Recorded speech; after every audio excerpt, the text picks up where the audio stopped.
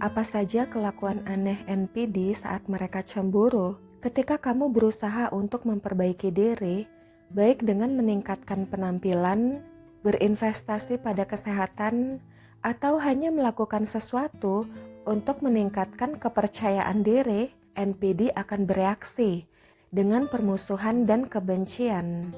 Matanya udah kayak antagonis sinetron. Perhatiin deh, NPD sangat gelisah ketika melihat kamu mengambil langkah-langkah positif untuk diri sendiri. Karena hal itu mengancam kontrol si NPD atas kamu. NPD selalu memastikan kalau kamu berada dalam keadaan bergantung padanya, sekaligus dalam kondisi tidak aman, supaya kamu tetap terikat pada dia, si NPD. Kondisi tidak aman ini contohnya dalam hal finansial, kamu masih bergantung pada si NPD.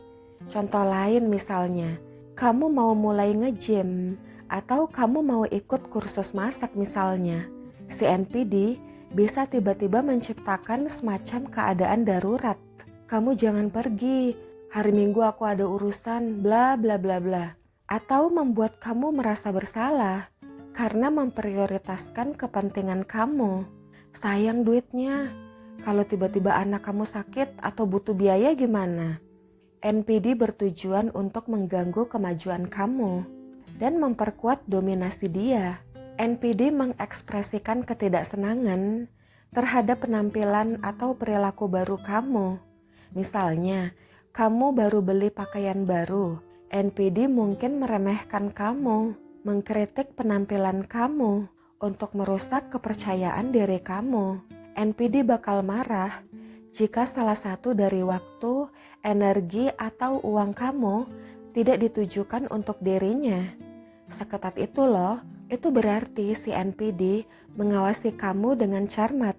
NPD akan membuat kamu merasa tidak mampu supaya bergantung pada dirinya.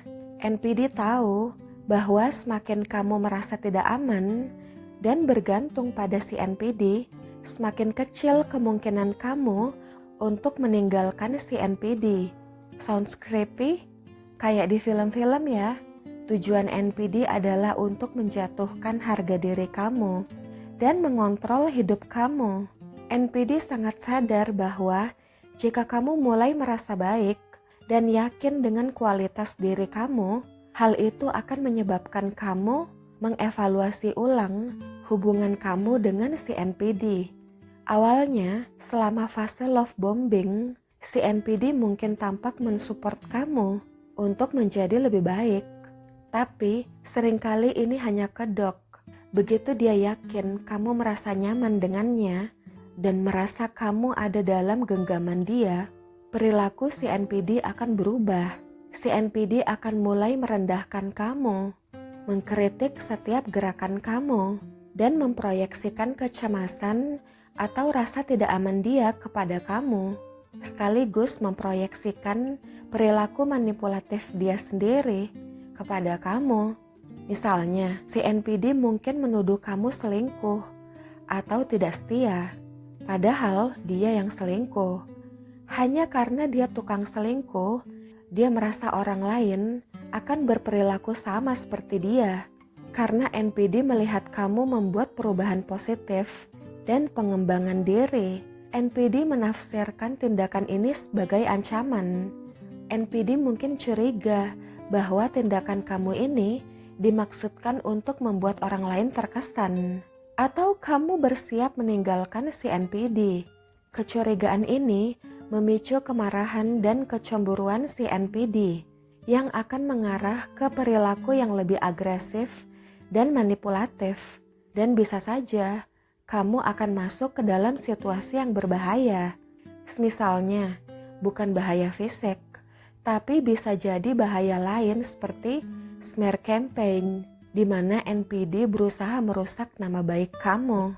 Jadi sebisa mungkin agar kamu tampil seboring mungkin di depan NPD. Jangan bertindak menonjol dan rahasiakan pengembangan diri kamu. Jika kamu merasa si NPD berusaha menghambat upaya pengembangan diri kamu, penting untuk mengenali ini sebagai tanda kecemburuan dan manipulasi si NPD. Tindakan terbaik adalah memprioritaskan kesehatan kamu, baik itu kesehatan mental maupun kesehatan fisik. Secara diam-diam, jauhkan dirimu dari hubungan toksik ini. Bangun kepercayaan diri dan pertumbuhan diri kamu untuk mengeksplorasi peluang baru dan hubungan yang lebih sehat, atau cari bantuan profesional untuk mendapatkan panduan dan strategi agar bisa pulih dari pelecehan NPD dan rebut kembali hidup kamu yang berharga. Oke guys, semoga bermanfaat. See you, bye.